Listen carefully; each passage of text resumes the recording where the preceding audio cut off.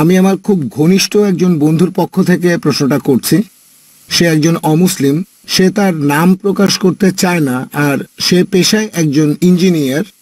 তার প্রশ্নটা হলো, কোরআনের সাথে আধুনিক বিজ্ঞানের কোনো অসঙ্গতি নেই, কিন্তু কোরআন বলছে যে আদম আলাইসাল্লাম হলেন এই পৃথিবীর বুকে প্রথম মানুষ, আর এটা চার্লস ডারউইনের থিওরির বিরুদ্ধে যায়, থিওরি অফ ইভলিউশন।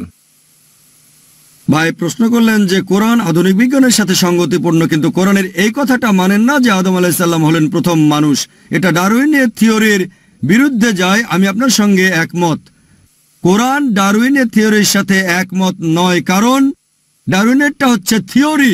কোরআন বলছে যেগুলো ফ্যাক্ট, কোনো থিওরি বলছে না। আর যদি ডারউইনের বই পড়েন,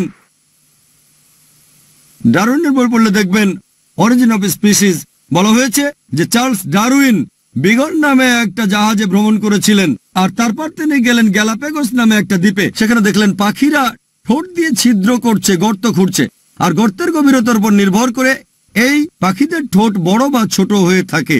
এই পর্যবেক্ষণের উপর ভিত্তি করে তিনি প্রাকৃতিক নির্বাচনের থিওরি উপস্থাপন করলেন। তবে বন্ধু থমাস থম্পটনকে লেখা চিঠিতে তিনি বলেছেন যে থিওরির পক্ষে আমার কাছে 100% প্রমাণ নেই।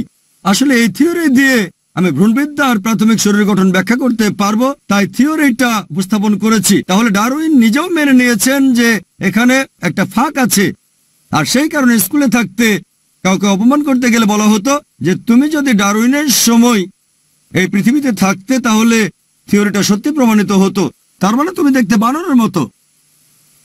তাহলে এটা একটা থিওরি, এটা মোটেও ফ্যাক্ট না। আমি এমন কোনো বই পড়িনি যেখানে বলা হয়েছে ফ্যাক্ট অফ এভলিউশন। এটাকে বলা হয় থিওরি অফ এভলিউশন। আর এছাড়াও এটা পিপি গ্রাসের মত অনুযায়ী তিনি বলেছেন যে এখানে অনেক বেশি কল্পনা করা হয়েছে সামান্য কিছু আবর্জনার ভিত্তিতে, আর মনে করা হচ্ছে আমাদের বিবর্তন হয়েছে বানর থেকে। এখনকার বিজ্ঞান বলে 4টা স্টেজ। প্রথমটা অস্ট্রালোপিথেকাস, সেই বরফ যুগের, তারপর ক্রোম্যাগনন, নিয়ান্ডারথাল। এদের মধ্যে এখনকার বিজ্ঞান বলছে কোনো রকম সম্পর্ক নেই, আর এমন কোনো প্রমাণ নেই যে আমরা এসেছি বানর থেকে। আর হান্সিস ক্রেগের মতে, তিনি মলিকিউলার বায়োলজিতে একজন বিশেষজ্ঞ, তিনি বলেছেন শুধু ডিএনএর উপর ভিত্তি করে এটা বলা হাস্যকর যে মানুষ বানর থেকে এসেছে। এটা শুধুই অনুমান। অনেক বিজ্ঞানী আছেন যারা ডারউইনের থিওরির বিরুদ্ধে লিখেছেন। ডারউইনের থিওরি ভুল প্রমাণ হয়েছে অনেক দিন আগেই।